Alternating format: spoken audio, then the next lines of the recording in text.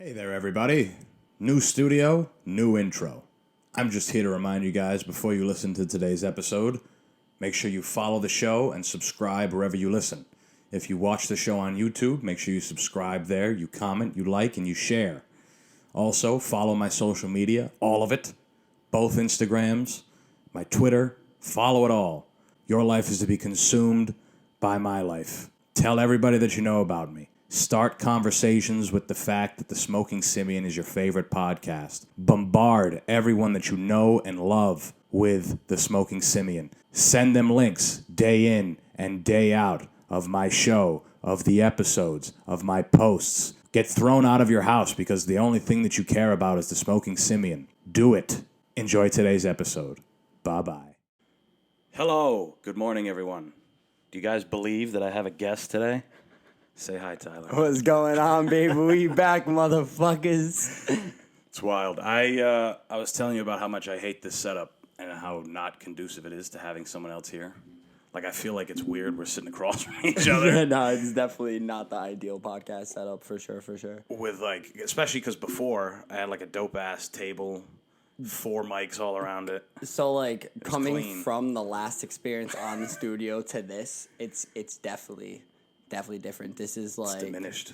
Yeah, the smoking living room. Like, Yeah, it is. It is. It'll always be the Simian. So believe this, right? 2 years ago, August 4th was when I dropped the intro episode. 2 years ago, August 17th is when we dropped our first episode. And this is dropping on, what's today? Today's the 6th. So it'll be dropping 7th, 8th. It'll be the 8th. So almost exactly 2 years. We didn't plan this. No, we didn't plan it at all. But I almost forgot. Congratulations on 2 years. It's been, I remember when you first started it up. It's been In a basement. Yeah, literally. You fucking came a long way, dog. Like, you weren't even in comedy when you first, well, you did it, like, long time ago, but when you first started the podcast back up, you weren't doing stand-up. No, but for whatever reason, doing this made me, like, I don't know, want to go back to doing comedy. Because I got really good at just speaking in general, and then trying to be, like, make funny episodes with, like, you guys. So, I don't know, it, like, reignited it. I'm like, I can definitely do that shit. Yeah, no, it's like, content creating's fun. I feel like that's, like, what you're doing, like, with stand-up and, like, with fucking podcast and, everything you're doing. Yeah, I don't know if it's fun. It might be fun, like, in the sense that it's, like, I enjoy making the stuff. Like, it's creative, but I've said it before, like, I'd rather not have social media. Like, if I... The only reason I have so much social media is because of the field, I guess, I'm trying to enter into, entertainment. Like, we need... It's not like before where you could do a spot on Jay Leno and then everyone is like, wow, did you see that guy? Even if you do a spot on Jay Leno nowadays, people don't give a fuck. Or a late night show. It's not Jay Leno anymore. But people don't give a fuck on the late night show because there's so much shit. You can go on YouTube and there's some other guy who's way funnier.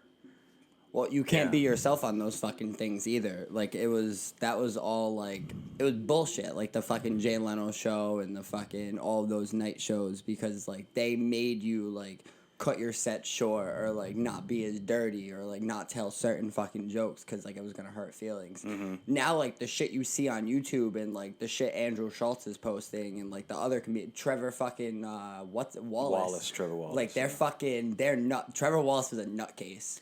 The amount of cum he talks about, He talks about cum a lot? A lot. His podcast is, like, called the Stiff Socks Podcast. Really? Why do your socks get stiff? I'd assume cum. Yeah, I mean, a lot of cum. I never came in my socks. I don't understand me that. Either. I don't get that. Why? How do you do it? Now, do you, like... Do you do the motion of the masturbation with the sock already on the peen, or or like as you're like about to do it, you like lean over, grab a sock, and like that's control. That's real control. That's like if you can hold it till you have the sock right there. That's impressive. Yeah, no, I think people do. When it came to jerking off, I did it and still. You just do it one way. People want to get creative. They cut a hole in a bottle and fill it with shampoo. in the shower. You ever hear people do that? Yeah. Like, that's terrible, too. And who has time for this? Like, I'm busy. Like, I'm trying to get, like, my, 28-second stroke and I'm done. Like, I'm going to do what I got to do, like, with the rest of the day. Yeah. Like... People get too creative. You can't be spending 15 minutes on masturbating. Oh, man, but that happens. There's so much. There's so much shit. Like, I saw a post the other day that it was like men did better things when it was harder to see titties. Like, when it was tougher to see tits, there were guys still jerking off, but they weren't jerking off all day. Like, now you can literally cut a day out of your week and jerk off for 24 hours straight if you want. On everything new. New shit every hour if you want. There is so much porn being made right now. Yeah. I feel like right now is like the golden age of porn. Cause we have porn everywhere. Like you got Brazzers, you got Bang Bros, then you got OnlyFans, and you have these like solo legends making like Riley Reid, right? Legend, GOAT of the game. Mia Malkova, legend, GOAT of the game. Like fucking and even like females, women that aren't in porn, that are like for example, Pokimane, famous Twitch streamer, massive Twitch streamer. All right. Her male side of the community wants OnlyFans from her, like bad, like ask. She won't do it. She won't do it, but says if she did, she'd make $20 million the first month. Yeah. Like I mean. Well, then she's stupid. But for being honest, she's stupid because easily, like all you gotta do is set up the subscription program, not even post a picture of your tits, because there's gonna be 50% of your already male community that's just like fuck it, I'm spending the $20 because I gotta know. Right. I just gotta know. That's what it is. Like when Paige Van Zandt made an OnlyFans. Yeah. All those sorry motherfuckers that paid $30 that first month to see the same stuff she was posting on Instagram. Yeah. They took the risk. Yeah. They took the risk so the rest of us didn't have to, you know? Yeah, well, I mean, they got Reddit, too. You can get it on Reddit. Twitter. I mean, even, we're talking about, like, straight porn.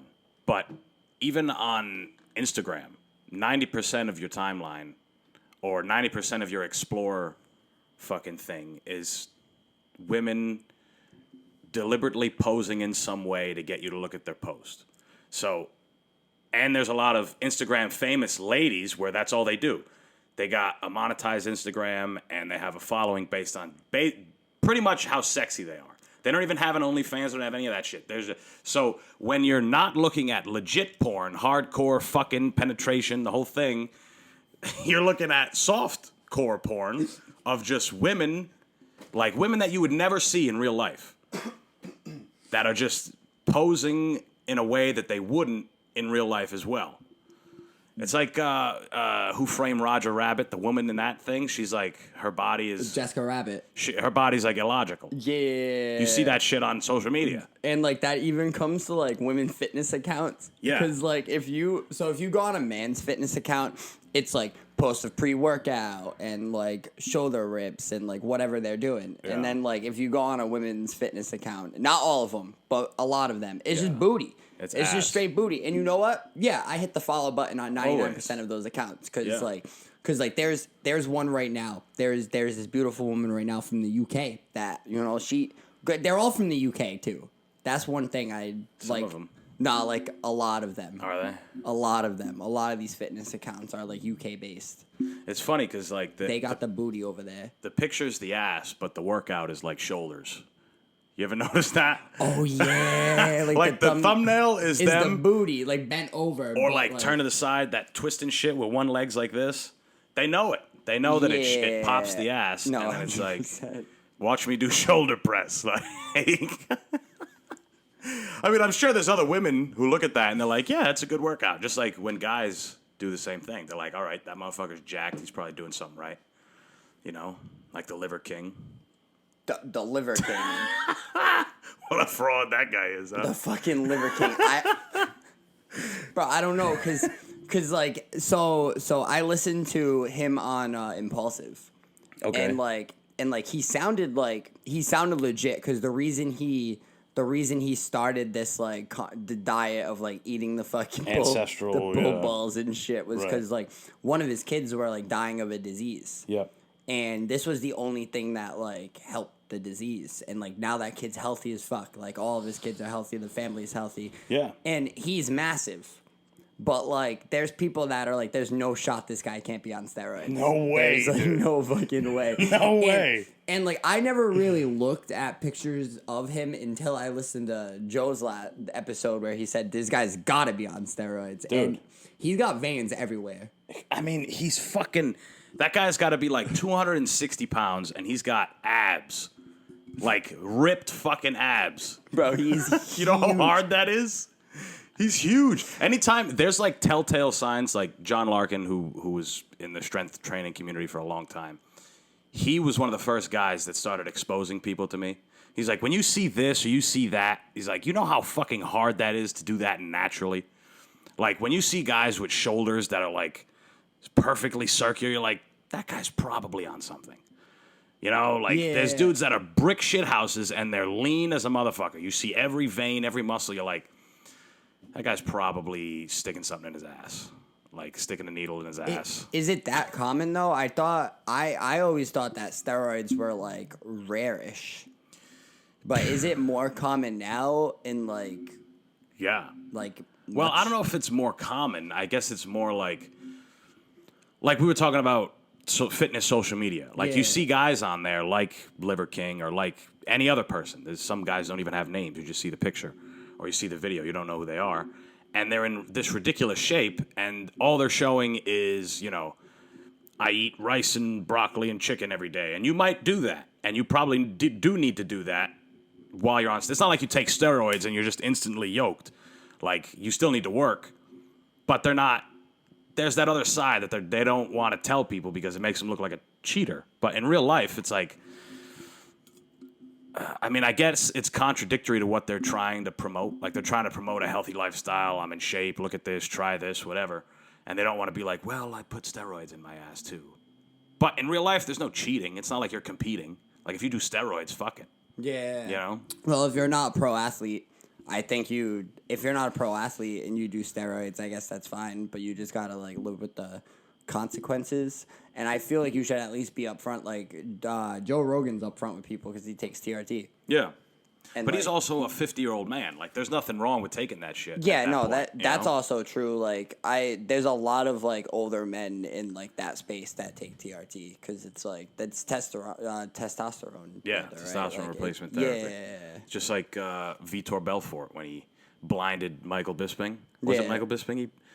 What did he hit him with not a spinning wheel kick?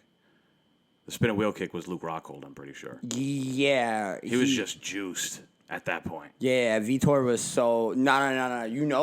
You know who is like Alistair. Oh my Alistair God, Juice Overeem King. was literally like so massive in pride. He was my like the God. size of the ring. Dude, even in the UFC, before USADA, when he fought Brock Lesnar, that's the juiciest fight there ever was. Speaking of Big Brock, so he's been away from the UFC for a long time, and right now in the WWE, SummerSlam was the other night, and he has this new character, Cowboy Brock. Oh, yeah, I know what you're talking about. He is fucking round, like massive round, like easily 300 pounds. Over. Man's drove a tractor to the ring. Oh, I saw that. Flipped the ring Lift the ring upside up. down with a fucking tractor. I saw that. What a fucking animal. He's a fucking savage. He's a fucking animal, bro. He used to cut weight to make weight in the UFC. To make 285. And he had the biggest gloves. They had to make special gloves for him. Like, that guy is as close to a fucking barbarian in modern times as there is. Yeah. And Overeem went in there, juiced like a motherfucker as well, and kicked his ass back to rehearsal at the WWE. He said, here's a liver kick on your stomach. Because I don't know if you knew this, but before that fight, he had mean surgery in his stomach lining. Oh. So Alistair's like, fuck you, knee. So he finished him with body shots. Yeah. Like bad body shots. Because his body was hurting. Yeah. I mean, that makes sense. So, and then they brought him back to fight Mark Hunt at UFC 200, which was supposed to be the biggest thing. Was Alistair his last fight before that? Yes, he left the UFC. Oh, shit. And then and that was Alistair's debut into the UFC, if I remember correctly. And Brock Lesnar left that shit. And then he came back against Mark in 200. Yes. And that was it ended up being the main event. It wasn't supposed to be, though. It was supposed to be the co-main. No, the main event was... DC versus Jon Jones, but it got pushed because Jon Jones got fucking busted. taken out. But DC still fought. He fought Anderson Silva. Anderson hurt him in the last round with a kick to the body. Yeah, but DC won flawlessly. But the main event actually was Miesha Tate and Amanda Nunes. Oh, yeah. Amanda beat the fuck out of her. Yeah, defended her belt. Yeah, and Miesha retired that night, and she's back now. But oh, yeah. Yeah, she retired that night. And then Brock was supposed to come back and fight DC. Yeah. Yeah, but that was after he beat Stipe for the belt. And then Brock came in and said, Ngannou's a piece of shit. And Stipe is a piece of shit. This is good. And then he was so much bigger than DC. He was so much bigger, dude. He's so big. It's insane. Listen, DC would have had to take him to the ground for like the entire fight. Like he couldn't stand with him. There's no way. Jon Jones called him out too. After he beat DC the second time. And he's like, if you want to know what it's like to get your ass beat by someone 100 pounds lighter, meet me at heavyweight or whatever. Yeah, Jon Jones is a fucking bozo-ass bitch. He's going to be the baddest man on the planet, though, when he comes to heavyweight. I have feelings against Jon Jones. I hate Jon Jones, right? Because Jon Jones is a cheater, and Jon Jones is a horrible person. Jon Jones did horrible things. I want to see Jon Jones get stuffed. And if Ngannou was healthy, I think Ngannou was going to beat the fuck out of Jon Jones. However, if he comes in with like his knees like busted up like he tried to did last fight, like he's not won. He won, but it was only because of wrestling. He wasn't Jon Jones, right? Though. Yeah, he's not doing that to Jon Jones. Like he's not beating Jon Jones in wrestling. He has to stand with Jon and fucking beat the brakes off of Jon. Well, if Jon has one flaw or one weakness, and this sounds stupid from two idiots sitting on a couch, but anyone can see it, especially in his past fights. He's obviously a master of distance, a master of range. He's longer than everybody else. His punching isn't phenomenal. Like when it comes to punching, that he doesn't do it that often, if we're being honest. If Ngannou makes him have to stand in front of him and punch, that's exactly what I think's gonna I think that will put him out. If he gets into a punching fight with Ngannou, right, which nobody wants to do. Nobody wants to do that. But he's also so smart that if he were to fight Ngannou, he's gonna do what he did to Thiago Santos. Because Thiago Santos was the same thing. He fought Thiago Santos. I remember watching the first round. I'm like, I don't think Jon threw one punch. Because he knows that if he's in punching range, that's Santos' best path to victory. Because he's not going to out-wrestle him. He's not going to out-kick him. But if he cracks him, he could fucking drop him. That's the same thing with Ngannou. Different weight class, different gas tank, the whole thing. I think he's got a tougher problem with Stipe than he would Ngannou. Because I think Stipe is the better wrestler. And he's the better boxer. Like, Stipe's hands are as clean as they get, especially in the heavyweight division. Yeah, I don't know. Stipe's also a little old, too. Yeah, I think Jon Jones does beat Stipe, but I don't think he beats Ngannou. Well, see, Jon, obviously part of it was because of money, and he was having a thing with the UFC, and he took all this time. And he obviously wants to be ready, but he took, a lot of time to put weight on. Like, you see some guys, they move up. Like, when Adesanya fought Jan, he deliberately didn't put any weight on. He's like, I don't need to put the weight on. And then what happened? He's on his back, can't get up. Where Jan is probably 230, cutting to 205. And Adesanya's weighing in underweight. He's like 200 pounds. So that didn't work for him. Who else did it happen to? Max Holloway, when he went to fight Dustin Poirier, and Dustin was way bigger. Holloway's big, but Dustin hit harder. He's not lightweight big, though. He's small for lightweight. Yeah. And Jon, on the other hand, he's been taking a lot of time, and he's huge now. If you see pictures of him, he's fucking, I don't want to see that guy anywhere. That's a big man. I feel like Jon Jones also had to take a lot of time with this because, like, if he came back too fast, he was gonna get like a drug test a day from USADA, and I still feel like he is. Like the second this fight gets announced, USADA better be testing him once a week. Yeah, they probably will. They better be testing him if he just put on 40 pounds. They better be testing him fucking once a week. Because if it comes back again after the fight, after he wins again and he fucking cheated, the UFC loses fucking all integrity. Oh, yeah. I'm sick and tired of that motherfucker getting away with fucking cheating. But he's the only cash cow right now, if you think about it. Everyone's waiting for Jon Jones. Conor, he's the cash cow. Yeah, but Conor is so, like... He's so past that guy that he came in as. Yeah, he's not... He's different now. He's not a winner anymore, and it sucks to say. Well, there's that. I still love Conor. Oh, But, come on, man. He looked so bad in the last two Dustin. He didn't look bad, but, like, the shit that, like, I don't know, from the second Dustin fight to the third Dustin fight, it was just such a different Conor. Yeah. And he still lost both. Yeah, I know. Like, he can change what he's saying, how he's acting, but, like, it doesn't help his in-ring performance. Like, it's still dog water.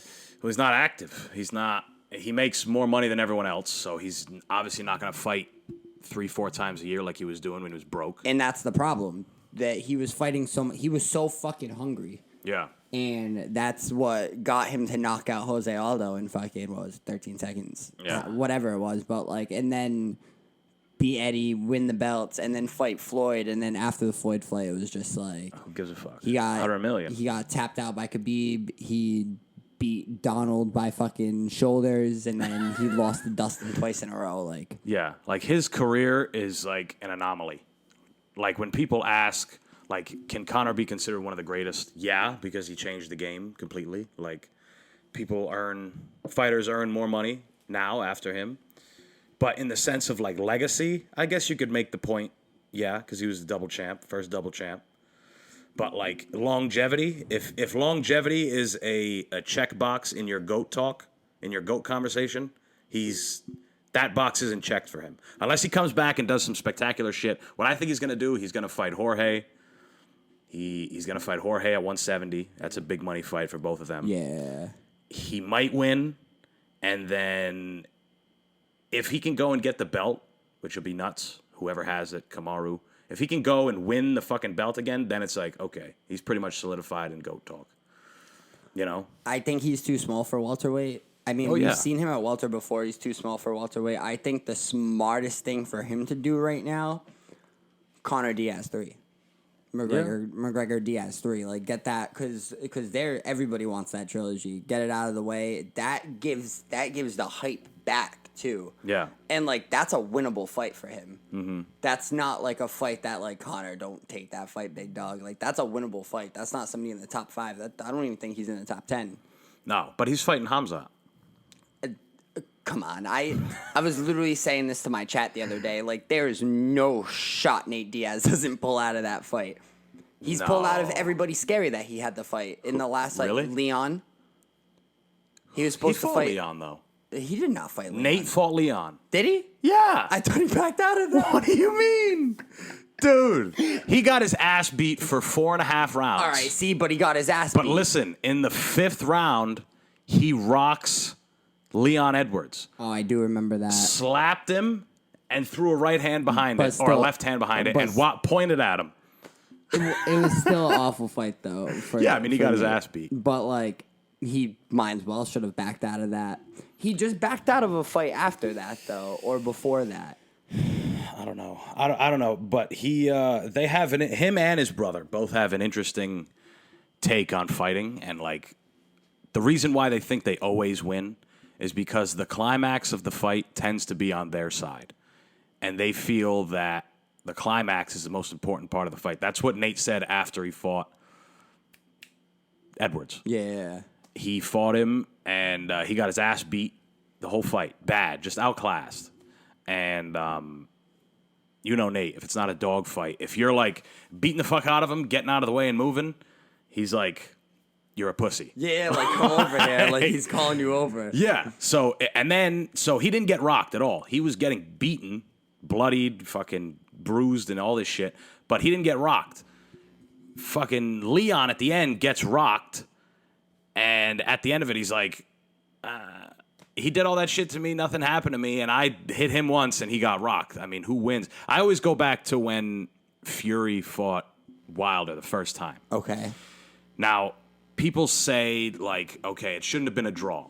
The first which fight, I agree with. The first fight was the one where Tyson was out cold. Yeah, and he sat up like the Undertaker. And then got up with like a second left. Yeah, that was that one. So people looked at that, and it was named a draw, which by boxing standards, it shouldn't be a draw because Tyson Fury outboxed him the whole fight. He dropped him, I think, 2 times before that, and Wilder might have won those rounds, and then he drops him in the last, but a bad drop. Now, a 12-round boxing match is 32 minutes, right? Am I doing the wrong 36 minutes. Jesus. 36 minutes. If you took... Hey, this kid's calling me. Fuck you. I'll call him back later. 36 minutes. Now, if you took a 36-minute street fight, a 36-second street fight, because fights in the street are short. Yeah. 36-second street fight. And in that fight, 30 seconds of that fight, one guy's winning. Bing, bing, winning, moving, getting him out of the way, whatever. In the last 6 seconds of the fight, the other dude cracks him, rocks him, falls on the ground, and then the fight gets broken up. Who won the fight? Who wins that? It's tough to say, but that's in like a fight. That's like a street fight fucking mindset. That's why the Diaz brothers, they think they win at the end. They're like, dude, didn't do nothing, man. He was hopping around. I controlled the eye. It's like, it's weird. Yeah, like, so that's just like the difference of fighting technical and fighting like it's always a dogfight. Right. And like you said, like the Diaz's are always dogfighting. Right. Let me just text this kid. I do think that I think that the Diaz's are kind of right there though, because like, I mean, not in the case of like you lost 4 rounds and then you drop them once in the fucking 5th, you won the fight. No, right. But like if they're landing more shots than you, but they're like farther and like controlling distance, but when you do get in, you're rocking them, you're dropping them, but they still have more shots than you. I do think you're doing more damage. Damage should be the thing that like seals the deal. Oh yeah, yeah, and I mean, but also the thing is, their fighting style doesn't work if you don't have chins like them. Like those guys have chins that are ridiculous. That's why they can stand in your face, and at the end of it, they can say, "Man, you didn't rock me at all." Like, yeah, because you're a fucking blockhead. Like no one's gonna rock you, you know. So at the end of it, they're like, they didn't do shit to me. I didn't get finished. All these other guys get finished. I'm still here. It's kind of wild. It's a wild way to think. I mean, that Robbie and Nick Diaz fight was crazy. And Nick Diaz came in so out of shape. Oh, he looked terrible. He looked horrible, but he was still throwing punches. I mean, his hands look clean. Yeah, his hands look clean, but he was still such a sloppy fat fuck. Like, I know. And it's crazy because you never saw him like that. Ever. Even when he wasn't fighting for that, like, weed suspension. I remember him putting a picture up, him looking like a fucking surfboard. Lean as a motherfucker. I don't know, he was on like a bike. And he was fucking, looked like he was ready to fight. And then he comes into an actual fight, can't make 170, asked to go 185, like, I mean, yeah, belly. He didn't want to cut weight, and he fought for, I mean, he hasn't fought in so long. Yeah. It makes sense, though. I mean, he's still a legend of the game, pioneer. Yeah, I know. It sucks, though, because he didn't get, like... I mean, he was big when there were other organizations that were more, like, you could... the UFC wasn't the biggest one yet. Like, now there's other organizations, but the UFC's still the biggest one. But back then, there was Strikeforce. Like, Nick was a Strikeforce champ, running amok in Strikeforce. And Pride. Yeah. So, like, they were kind of on an even playing field, and then the UFC bought them all out. Yeah, but now there's one championship is making a massive like move forward. So the other day I was watching. Chat had sent me a link on stream to the fucking the 2 best Muay Thaiers in the world in 125 and 1. They're named fucking Rod Tang and Haggerty. Yep. And that was a fucking war. I think it was the first fight. Haggerty had lost the belt and Rodtang won it from him. And that fight was fucking wild. But I guess, like, my chat was like, Haggerty got robbed. Yeah. Because Rodtang won. I more thought Rodtang did win, but, like, I also don't understand Muay Thai yet. It's, like, a weird scoring system, like, compared to, like, kickboxing or, like, just MMA, what I'm more familiar with. Well, what's dope about one is that it's not just MMA. They have that's martial arts across the board. Jiu-Jitsu now, too. Jiu-jitsu, They just added fucking, like, Jiu-Jitsu wars inside of a cage, which is fucking... Gordon Ryan was supposed to be a part of that. Yeah, and Mike... Muschammy? Yeah, however you fucking say his name, but they... Yeah, the little nerdy kid who's strangled the fuck out of Who's you. just fucking dirt nasty in Jiu-Jitsu. Yeah. He definitely looks like a bitch, but he could take your back and put you to sleep in, like, 35 seconds. Oh, my God. Probably less, like... Yeah, he's a killer. Yeah, he is. He just crawls all over people. You ever hear of Letway? Did we talk about this before? The martial art Letway? Yes. So I learned the scoring system on that. Yeah. So Letway is Muay Thai with headbutts. Yeah. Basically. Did you know? I started I was listening to that guy Dave LeDuc. Okay. You know who he is? The white guy with the bald head. He always slaps his neck because he's fucking headbutting. Oh yeah. Yeah. So he was talking about on JRE how you could get revived if you get KO'd in a Letway fight. Like, if you get KO'd, the fight's not over. You still have a chance. Like, your team can wake you up. You get, like, 5 minutes. And he was like, yeah, you just basically get knocked out twice. That's basically what happens. But another thing was when I started looking up fighters and their records, I'm like, why do these guys have hundreds of draws? Like, what is this? Why is this? Because Muay Thai fighters fight, 300 times. Yeah. And their records are crazy. But normally it's like, Do they knock each other out? Well, no, the draws are if you don't get a KO. The fight is, 5 rounds. If nobody gets KO'd at the end, it's a draw. There's no decision? There's no decision. No. It's KO or draw. That's the only way you can win, is a KO. No, that's fucking... Isn't that wild? That's literally a death fight. Yeah. That's literally a fight to the death. Yeah, and they use no gloves, or they use that shit. It's like, you may have seen it before. They wrap their hands in, like, rope. It's like rope, It's right? like weird rope with tape and shit. So Terrible. So I play a ridiculous amount of UFC for it. That's like my main game. And there is something called the Kumite, which is Kumite. Well, it's called the Kumite. They don't say it like that. Do they say it like that in the game? Yeah, it's not like that in the game. No it's way. It's a fucking Kumite. That's a fucking lie. And, Go ahead. And in the Kumite, you wrap your hands in rope. Yeah. And I always thought, like, there's no shot this is real. This is just in a video game. No, that's the thing. People actually do that shit. They fight in the Kumite like that. That's crazy. Yeah. The Kumite. Kumite is, I think it's Japanese for like competition or karate competition. Yeah. Or some shit. I could be wrong. But the first time I heard that word was in a phenomenal 80s movie. Are you a fan of 80s movies, like the cheesy ones? Ghostbusters? I mean, like, yeah, I've seen a bunch of them. Yeah. I wouldn't call myself a fucking fan. You ever watch Bloodsport with Jean-Claude Van Damme? It sounds familiar. It's just a straight, like, fight movie. Well, he goes to... There's a video of him training with the Diaz brothers, which is cool. But he was like he's old as fuck now. But he was an actor, but he was also like a martial artist, like Taekwondo or whatever. But in the movie, he escapes from somewhere because he wants to go compete in the world-famous underground Kumite that takes place in China or Japan, wherever the fuck he goes to. And people from all over the world go there, and it's underground. There's a bunch of underground betting, and people die. Like, you can get killed. And the whole movie is, like, people from a bunch of different places. And he fights, the song, Nicki Minaj song, Kung Lee. Yeah.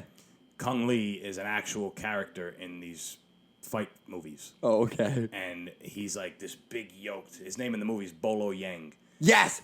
Bolo. Yeah. Bolo. Yeah. Bruce Lee fought Bolo. Yes. Yeah. He goes way back. Yeah. But everyone knows him as the bad guy in the Kung Fu movies. Yeah. So by this point, this is the 80s. This is like 20 years after he's in the Bruce Lee movies. He's like he turns around and everyone's like, fuck. In the movies, everyone's like, oh shit. But everyone who's watching is like, oh my God, Bolo. And he is just fucking Massive. swollen. Like the best way to put it is his body just looks swollen. And he's the guy to beat.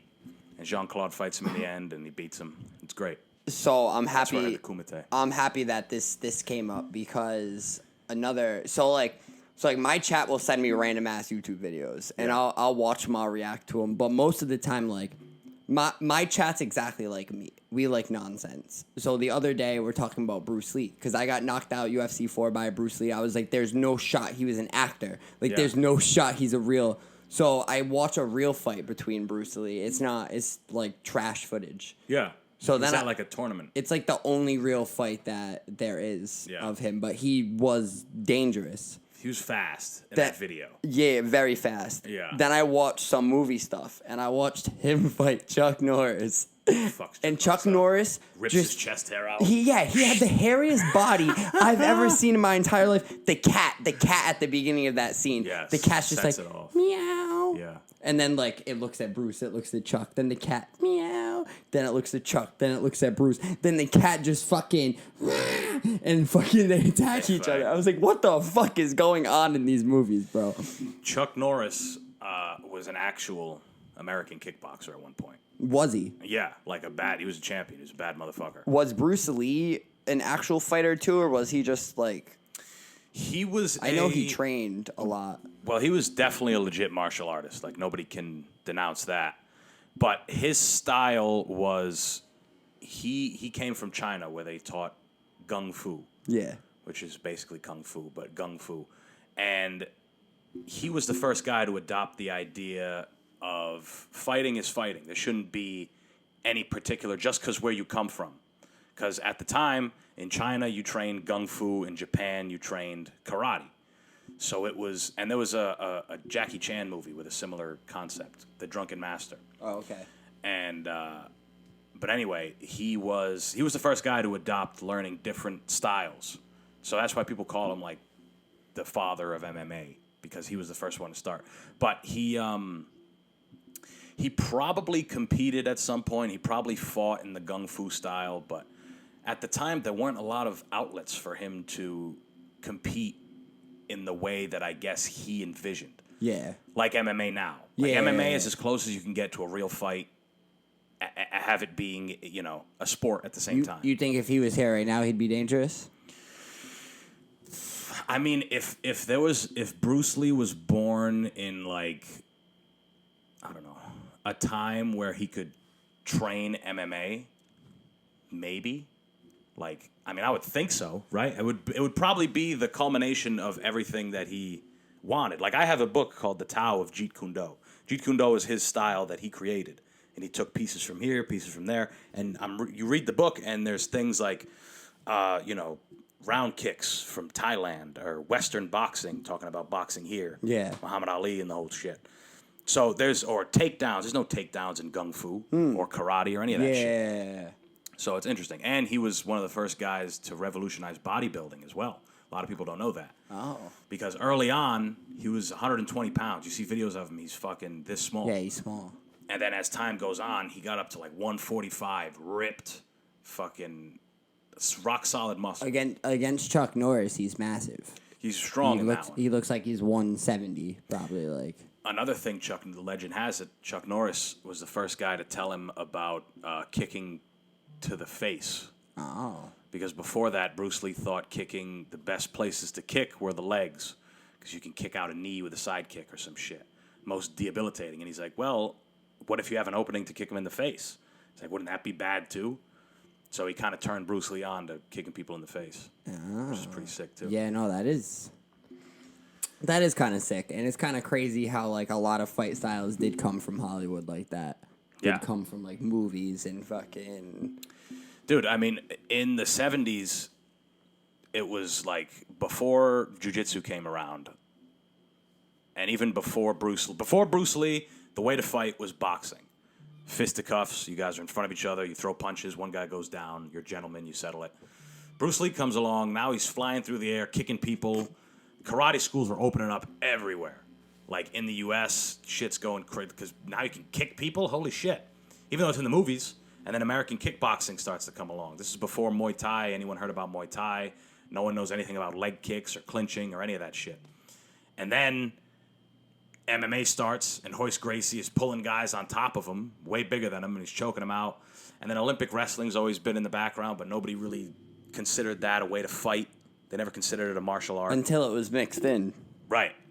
Yeah. Because, I mean, in real life, yeah, you could be good at wrestling, but if you can't do anything with it, if you can't punch, if you can't submit, then it's like, sure, you could take me down. Did you see last weekend, I believe, DC was hyped about this guy. He was an Egyptian Olympic wrestler.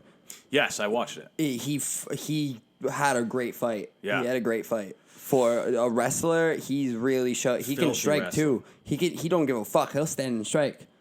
Filthy wrestler. And then when he decided to wrestle is when when I was like, oh, this fight's over. Yeah. Because like that guy had no answers. He had no answers for it. No. He had no. DC was impressed. If you can impress DC with your wrestling, you're fucking good.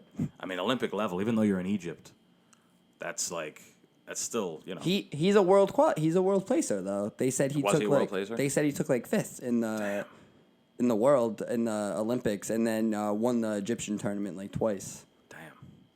Yeah, there's some pockets of the world that are just better at certain martial arts than others.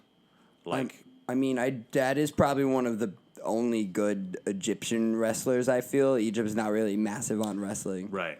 But places, Iran's a big wrestling place. Russia, Yeah, of course. Russia's boxing too. Russian boxers are fucking beasts. Russian anything. When it comes to fighting, Russians got it. Poland. Yeah. Speaking of Polish, I'm gonna go the other direction here. Let's hear it. Trap music, Polish trap music. That's good. No. It's not just good. It's not just good. It's fucking great. It's so Polish trap music is like, I don't understand what they're saying, Of course not. but I'm vibing. Now German trap music's even better. It's Nazi-ish. Like no, you can't say that. I mean they're like the gangster rap just in the German language. Okay. And that Which is Nazi-ish. I mean, not Nazis were German gangsters, no? I don't think that you can say Nazis influenced German trap music. The screaming. They definitely sound Nazi-ish when they're rapping. No way. Not in the German trap music. All right. They sound like a German. Now just take like Tekashi 6ix9ine and make his English words German. Yeah. German drill music. Like similar what he's talking about too? I mean, I have no You don't know the idea. lyrics, okay. I can't Yeah. understand them. So I did watch one video of a Polish trap music guy, and I don't know what he was saying, but in the music video, there was a lot of guns and drugs and like murder. Nice. And in the video. Polish trap music. And now I don't know what he was saying, but I can only assume that like he kills people. Yeah. For sure. And he had a bulletproof vest on the whole time. But if Polish people looked at our music videos, they'd probably say similar things because that shit's in our music videos too. You know what's crazy though? Like if you watch Chief Keef, Love Sosa, that video, there's just ounces of weed on the table, guns, smoke everywhere, guys with dreads. They'd be like, Stroiken si Skrorken, and they just said to each other, these motherfuckers will kill you. So the craziest shit, one of the craziest things that streaming has opened up for me is that I can, like, I'm talking to these people from Poland, from Germany, they're sending me their culture, but they're speaking to me in English. Right. I don't understand their language, but most people from other countries understand ours. Yes. Is the thing, like, most people from other countries can speak 1 to 3 languages. Yep. 2 to 3 languages, I mean. Not just one. Yeah. Most of these other people can speak English. Like, I have people in my chat from Russia, from Poland, from Turkey, from Austria, from Australia. Australians an English-speaking country. Right. But it's okay. But they all speak English as well on top of, like, their other languages. Yeah. But then and I feel like they watch me because I'm a dumb American. But then you get to, like, America, and, like, we can't even name 20 different flags of other countries. A lot of people here couldn't even name countries. A lot of people here can't even general. name just countries in Fuck general. the flag. And so I did a flag challenge a couple weeks ago on stream, and I got one right. Way. Only one? And it was Brazil. Okay. Because I just watched a UFC event hate with that the flag. Brazilian flag. I feel like that flag looks like shit. It kind of does, but I got it right, so I'm not mad. And then, but like the thing is, like Americans don't understand what happens outside of America, or like it's not that they don't understand, but it's that like they don't really like. We don't care. Don't There's give no a need to. Don't give a fuck. We have everything. Yeah. We have everything here. The reason why people speak English in other countries is because it's the language of money. If you go to Singapore or Dubai, Yeah. those places are countries solely for money to be made. That's why it's so expensive to live there. They speak English. There's no Singaporean language. Singapore is in the middle of fucking Asia. Yeah. And they speak English. Nate Marrera went. He's like, most people speak like the official language in Singapore is English because it's literally a money country. But the thing is, like, a lot of other countries do have the same shit that we have in, like, it's not like just some countries don't have like as many freedoms as we do. But like for the most part, like all of the technology around the world is the same. All of the cars around the world are the same. All of the shows around the world are the same. All of the fucking, America's Got Talent. Yeah. There's They have it everything. everywhere. There's a Everyone's Got Everywhere, Talent. yeah. There's a Dancing with the Stars. But where did that start? Here? Of course. Dancing with the Stars actually started in Poland, though. Did it? Yes. That makes sense. Yeah. It's like Dancing with the something. Poles. Yeah, I don't even fucking know, but like, yeah, no. At the end of the day, like, it's like the world's so much bigger than like, Yeah. America. America's culture bled into every other part of the world. Like, maybe not right now, but even still right now, from our viewpoint, it's diminished because we've lived here forever. But when it comes to entertainment, America pretty much has the world by the balls when it comes to entertainment. Like, we make the best movies, we have the best music. Sports is such a huge thing here. I mean, the biggest sport in the world is soccer, and we don't even give a fuck about it because we have 3 sports that we fucking bite our fucking teeth and bet thousands of dollars on it all the time. And nobody else gives a fuck about those sports either. Exactly. They're slowly getting bigger in other places, but here's what they do care about: the big events that are surrounded by those sports. When I went to Italy, these were people who, some of them been to America. They talk about it. They love it. Kentucky Fried Chicken. They love that shit. But one thing I remember them all talking about was the Super Bowl. People in other countries, they don't give a fuck about football. It's just like when we watch the World Cup. yeah. We know kind of what's going on.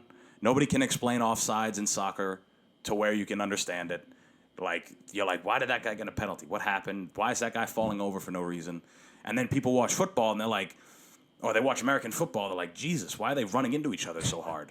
But for whatever reason, the Super Bowl is such a big spectacle. Everyone's like, yes, we tune in, we watch the Super Bowl.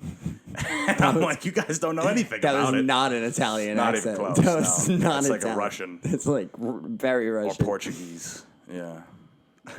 Super Bowl. That's how they Super talk. Bowl. Yeah, it sounded like fucking Nico Bellic. Yeah.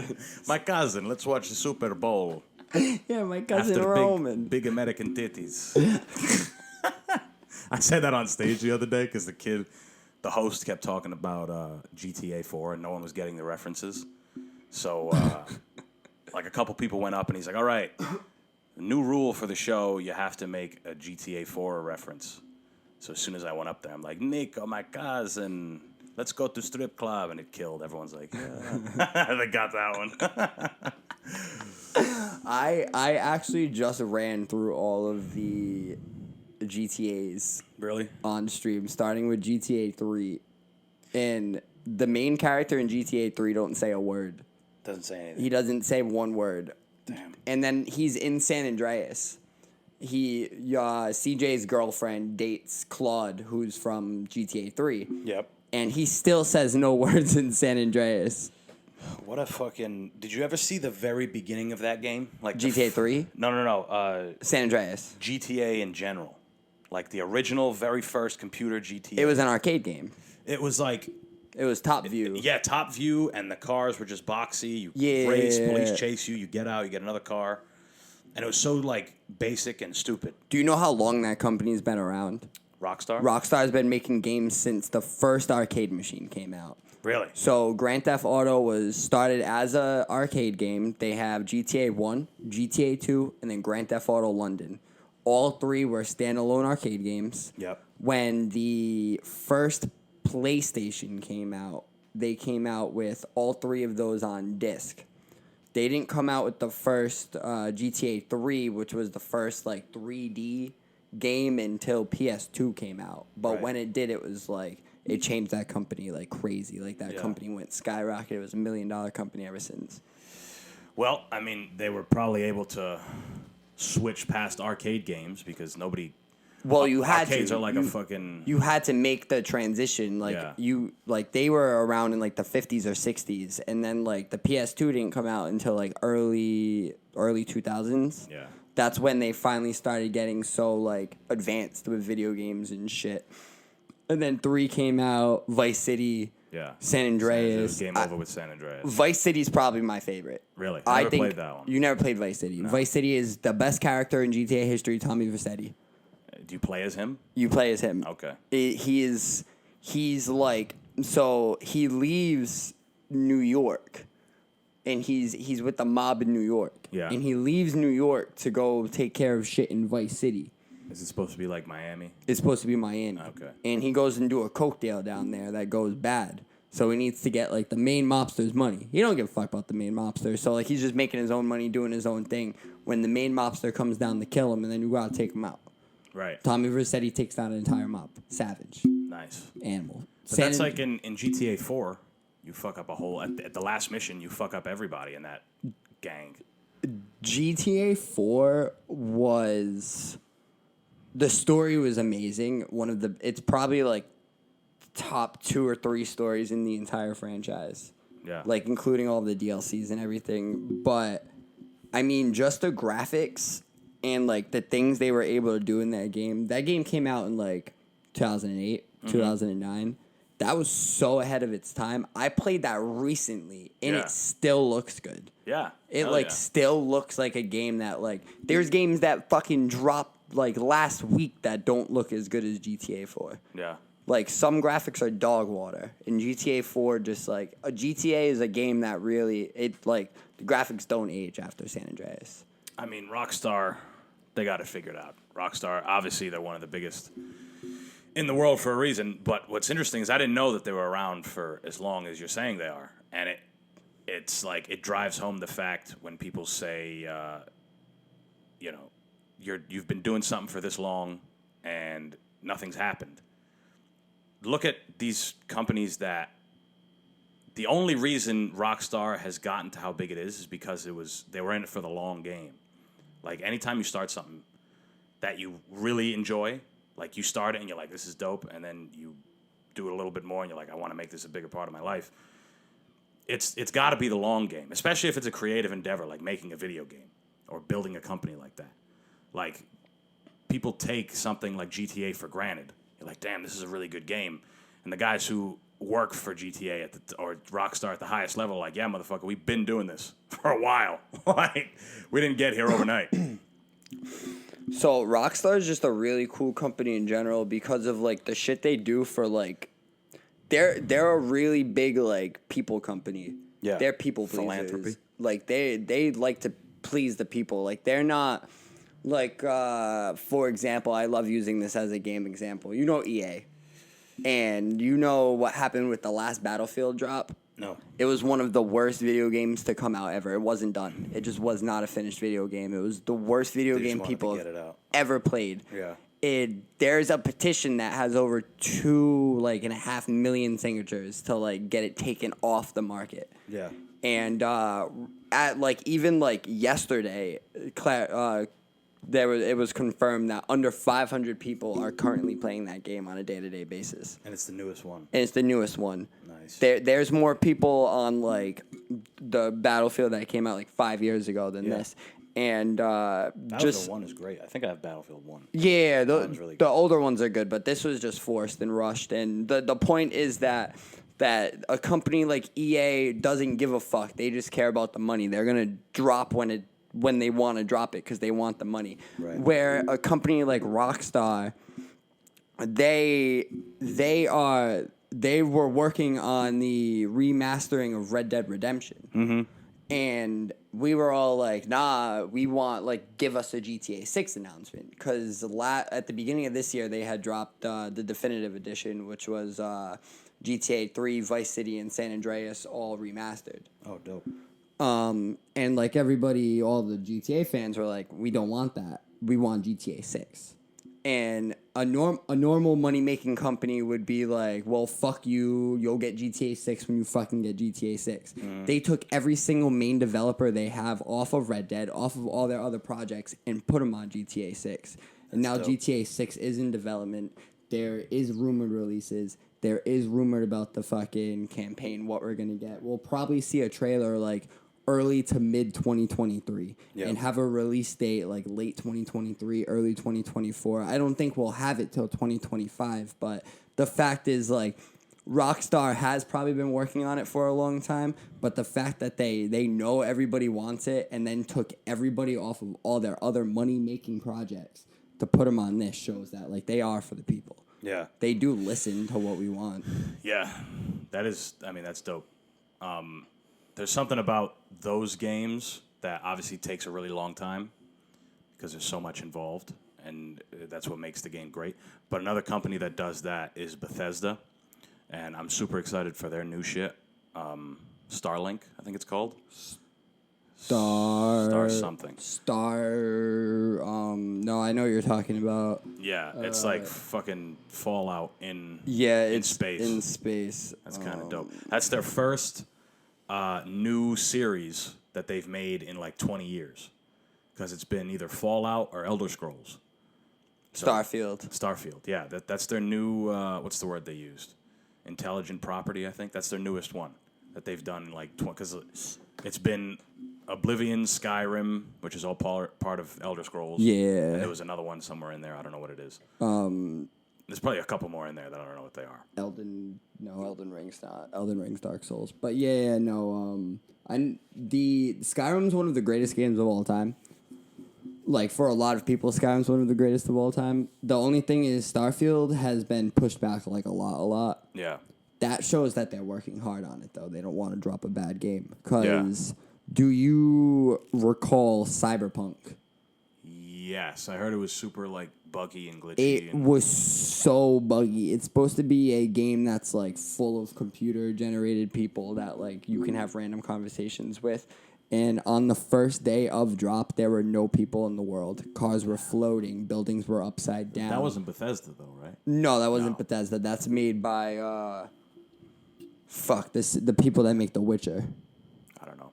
But even in Bethesda's games, as good as they they can be buggy, but not like what you're talking about. Yeah, but it's funny bugs. There's a bug in Skyrim where, like, when you can do the werewolves. Maybe I never beat Skyrim. Well, okay, so in Skyrim you can become a werewolf and you can join the werewolf family. There's a bug where, like, the werewolves float in, like, certain spots. They just float flying. But they werewolves. never fixed it because it's funny. Yeah. It's like only certain spots of the map, but they just, like, go up. And then, like, you'll continue walking and they'll come down. See, I've tried to beat Fallout 4 since I got it. Like, I bought Fallout 4 when it came out, which was, like, years ago at this point.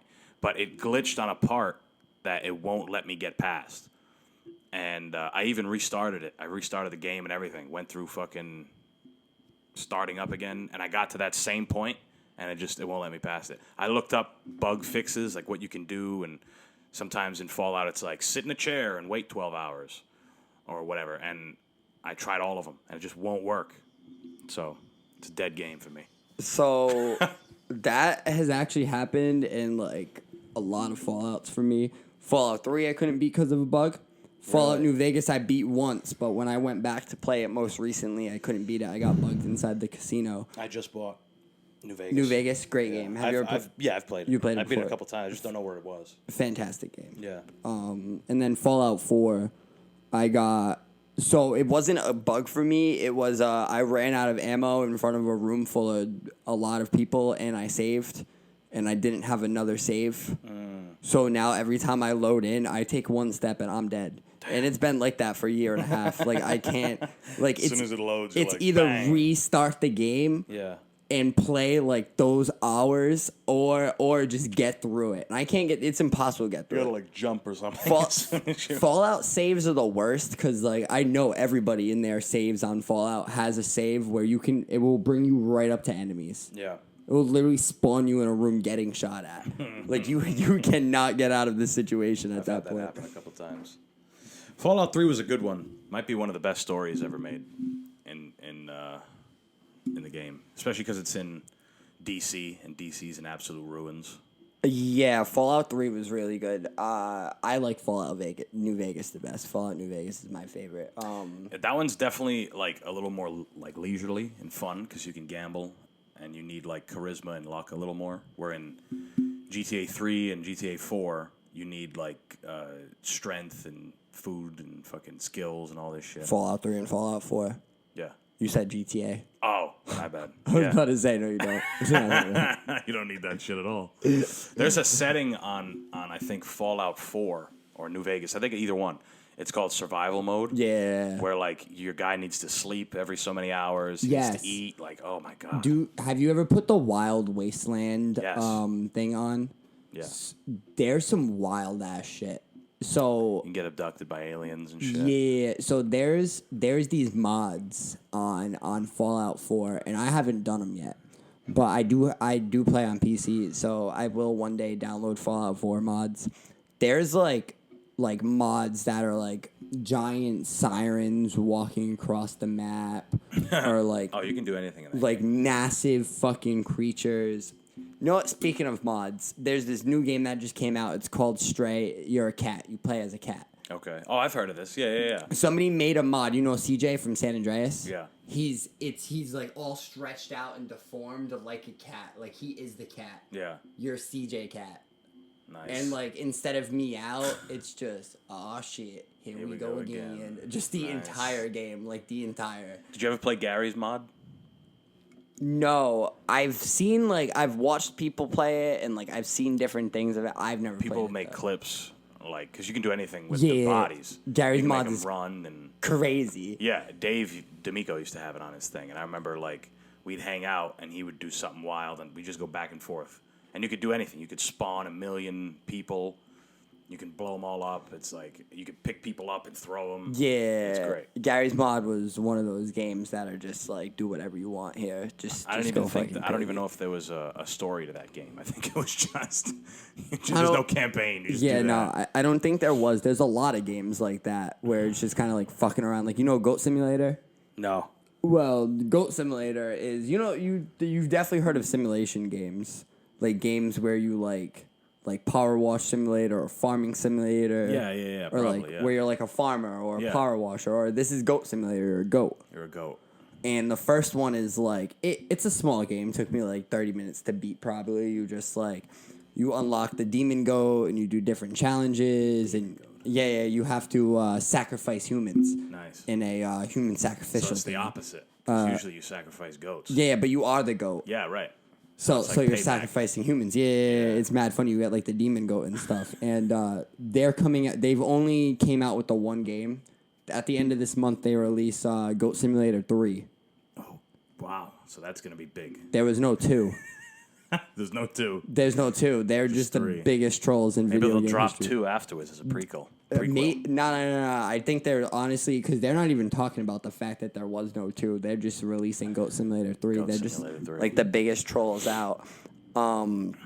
The trailer for it is just like a guy. He's running, and then like the camera switches to behind, and you just see goats like shooting RPGs and Nice. like ramming into buildings and like smacking people with frying pans. Damn. I'm excited for Goat Simulator 3. You know, it's Yeah, why not? it's gonna be a good run. Yeah. Now we haven't even mentioned because every time you come on this show, you're doing something different. I don't know if I don't know if you were doing the streaming last time. I was. Were you? Okay. Yeah. So, I mean, we haven't mentioned it at all this time, but you have a sponsor. Show the people.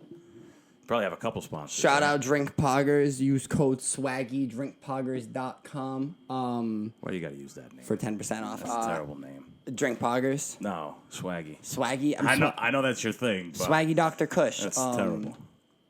If we ever make it to you being my co-host, we're never going to talk about Swaggy. No.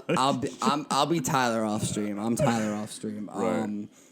I was streaming last time. I was doing more sneaker stuff than streaming, but Sneakers on the back burner right now. yeah, I still work on them for like extra. It's just kind of more like a side hustle now than like a hobby like it was. I mean, I still have fun doing it. It just became such a chore and a hassle, and people got so toxic. And people thought I was a fucking magic wizard. Like, they bring me a sneaker that's cut in half. Like, dog, the fuck am I gonna do with that, homie? Like, charge them more. No, I'm not a wizard. I'm not gonna use magic to fucking fix this shoe. Like, go buy a new pair. Right. And people are lazy too, bro. Like, clean your own sneakers. Like, it takes 30 seconds to rub the dirt off. Like, yeah, I could take your hard-earned money. This is the opposite of marketing. Or I can fucking tell you to do it yourself.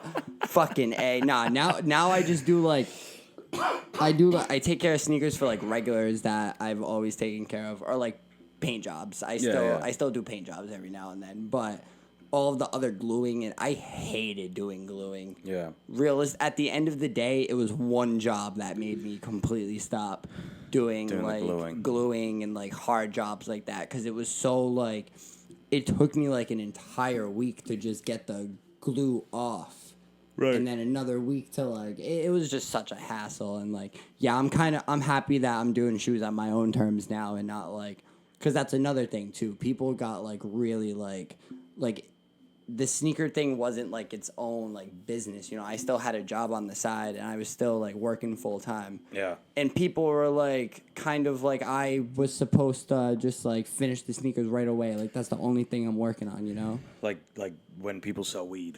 Yeah. You expect them to be around all the time. Yeah, exactly. Like I do not do sneakers all day, every day. Like you gotta understand that. And now, it definitely made me happier to like lean away from that more. I definitely still work on them from time to time. I remember when I was younger, or when we were younger, and we try to get weed. And as kids, or high school kids, or early college kids, whatever, you know, you don't have the busiest schedule, especially when you're trying to smoke weed. Like, it's probably summer, and you're off school, and you have all the time in the world. And then you're hitting people up, and you're like, "Why the fuck is nobody around?" And it's the middle of the day on a Tuesday. And one of your and then, but we never had that problem because we had this one plug that I can't say his name on here. Are we talking about Vamp? No. Fucking that's an alias. No, Jew. I never met him. You never met Jew? No. Fuck. But Vamp was pretty reliable. You could get him at like any hour. Nah, Jew was the best. And listen, he made us call him Jew. He is a Jewish man. He made us call it. He made us call him that. Right. And it's an alias. He was always around, but his bud was so fucking bad, bro. It was fucking garbage. But we were always buying it because he was like a 40-something-year-old guy that was always around. Really? He loved us. I didn't know this. I always heard you guys talk about Jew. I thought he was someone our age. Nah, Jew, old dude, like an old man, bro. Like, nice. Like, but yeah. Now back to the streaming. I was streaming last time. Just it wasn't as like I've been streaming since like mid-COVID. On and off. Like I've been streaming on Twitch for like a while now, and I kind of feel like the entire time it was kind of more the reason I didn't keep it going more consistently was because I couldn't get over that like initial hump of just nobody watching, of just having 0 viewers. Yeah, like that really does take a toll. But like that's part of the reason why I've never gone live yet. Like, I'd love to do this live, but I'd like to build a little bit more of an audience, a fan base before. Gotta build a community first. And that's also why I kind of feel like, because, like, I've been making content since, like, 2015, 2016. Yeah. Like, I've been making YouTube videos, and I ran a podcast, and I've been doing all different types of shit. And I feel like it was always kind of, like, to set up to be able to do streams and stuff. And then when I finally like, because last year around this time is when I like started doing it more with like GTA roleplay and stuff, and like I had some viewers here and there, but most of the time like my average was 0. I was making no money. I wasn't an affiliate.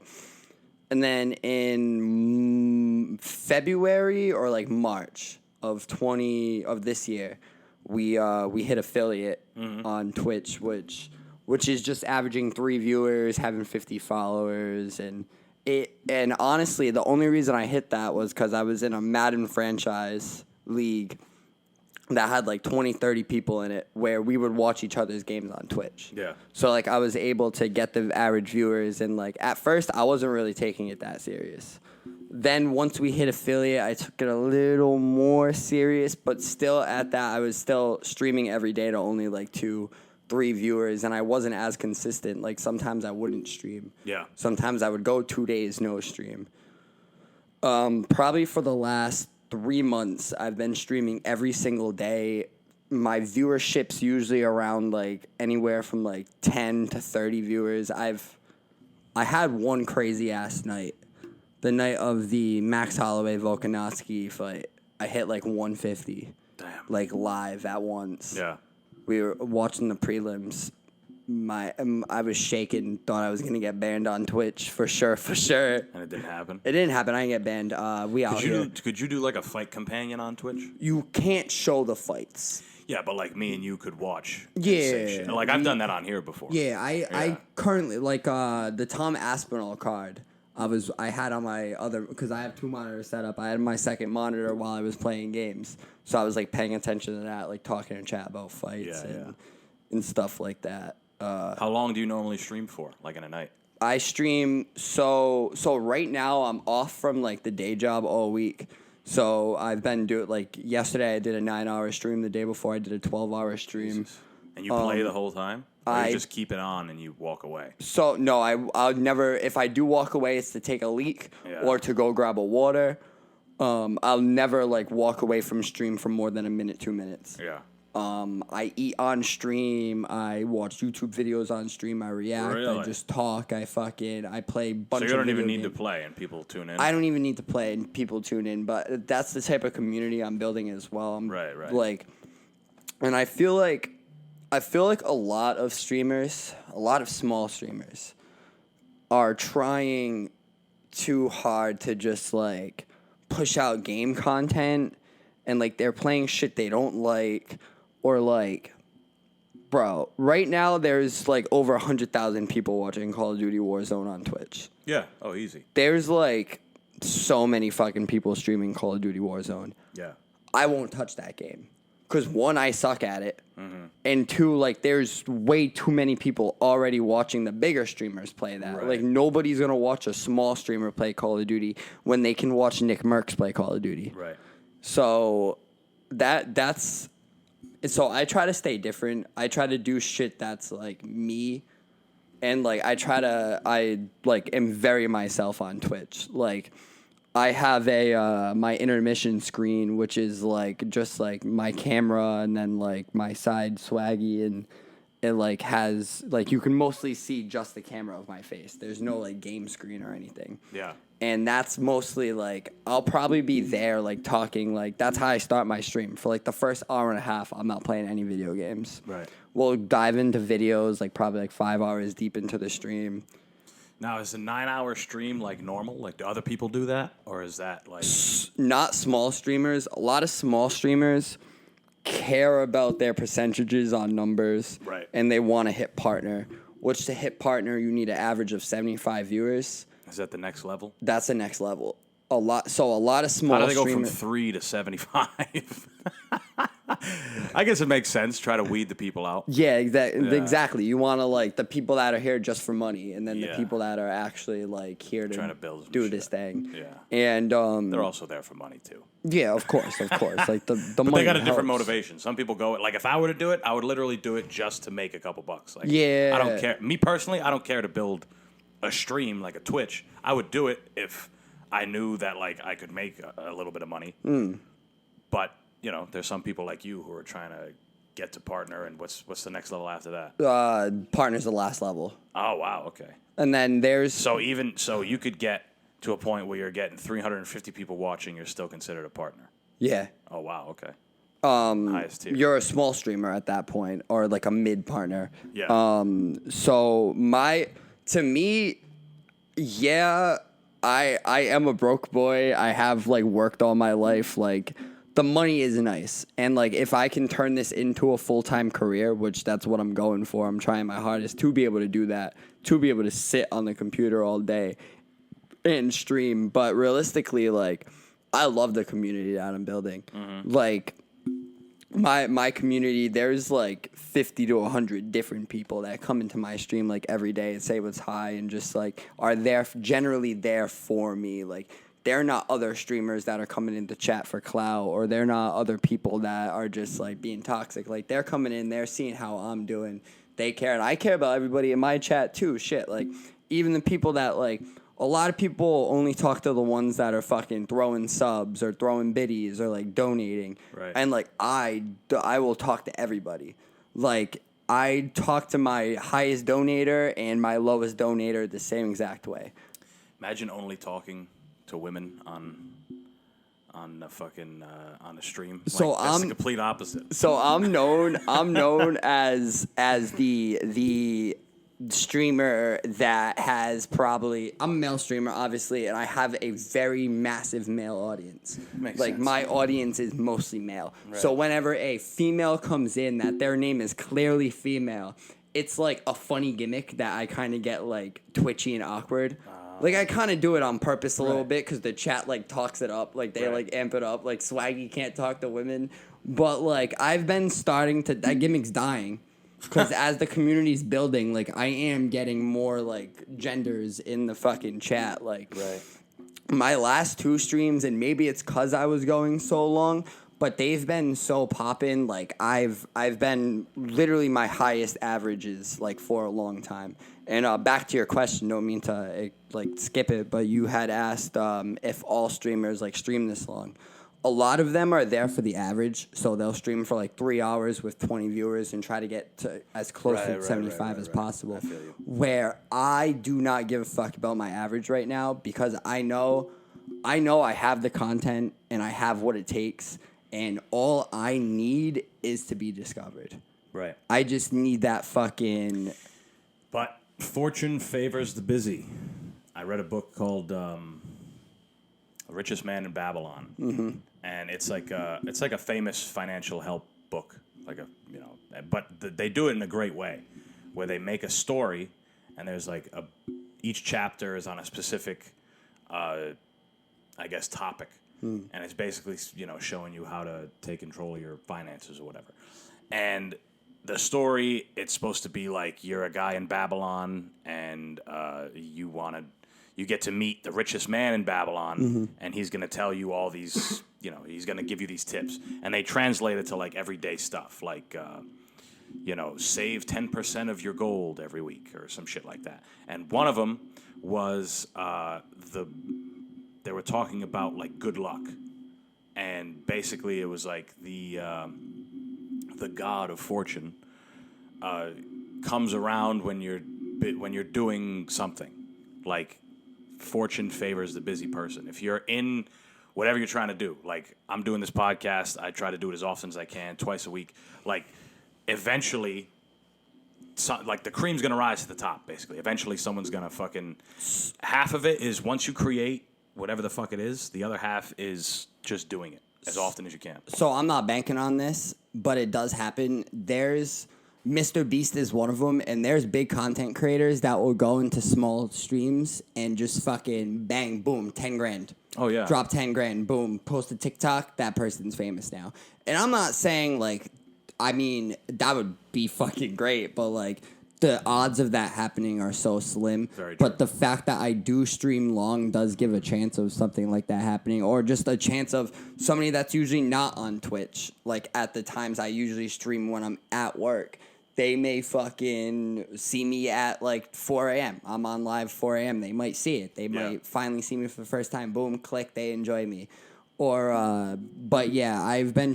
and then when I do work, I work going for 5 a.m., so I'm up at 4 a.m., and then I get home like 12:30, 1:30, and I stream around 2:30, 3, and then I stream to 8, 8:30, wake up the next day, do it all over again. Yeah. I don't really have the biggest social life anymore, and if I do, I incorporate it into content somehow.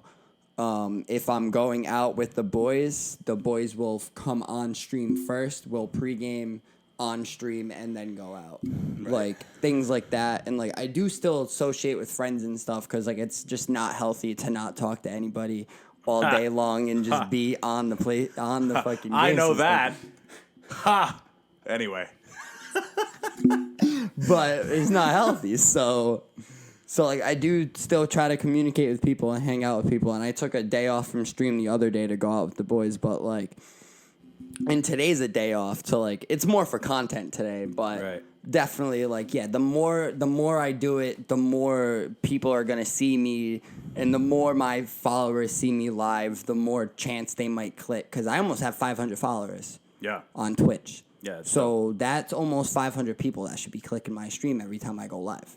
But then again, another thing is it's hard to get fucking people into your live stream because there's people doing shit.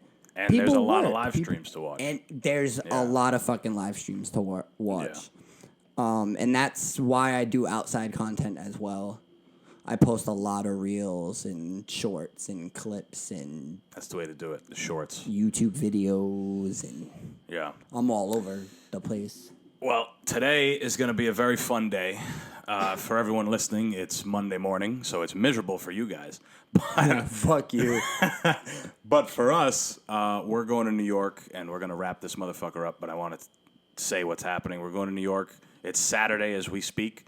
We're going to do a show, hopefully, at the Broadway Comedy Club. Hopefully nothing goes wrong there. It's going to be an early show, 6 p.m., and then we have the whole night to go fucking bananas, and that's what we're gonna do. And you guys might see some of it on Tyler's YouTube page. Gonna stream. go crazy on my YouTube, Swaggy Dr Kush. I am going to be putting film together for the first episode of A Night Out with Swaggy. And what better place in New York City? And what better place in New York City to be the first fucking vlog? Episode, that's a good, the first vlog. The rest after that, they're gonna have a lot to fucking lots to follow up with. Yeah, definitely, for sure. Where and when can people watch your stream? So you can find me anywhere on any social media at Swaggy Dr Kush. I do have all of them. My link trees are in all of the bios, and I do go live every single day, most of the time 2:30 to 3 o'clock Eastern time. But realistically, just make sure you have the notifications on because I am an early bird. They get the worm, and I am usually live. Right. And at 4 a.m. here, it might be fucking 4 in the afternoon somewhere else. 100%. 100%. Well, motherfuckers, we're done. Let's we go. had a guest. You believe that? Holy fuck. Oh, let's go. All right, motherfuckers, we're done. I'll talk to you guys on Thursday. Peace. I'm back to reiterate all the stuff that I said at the top of the show. Follow and subscribe. Bye-bye.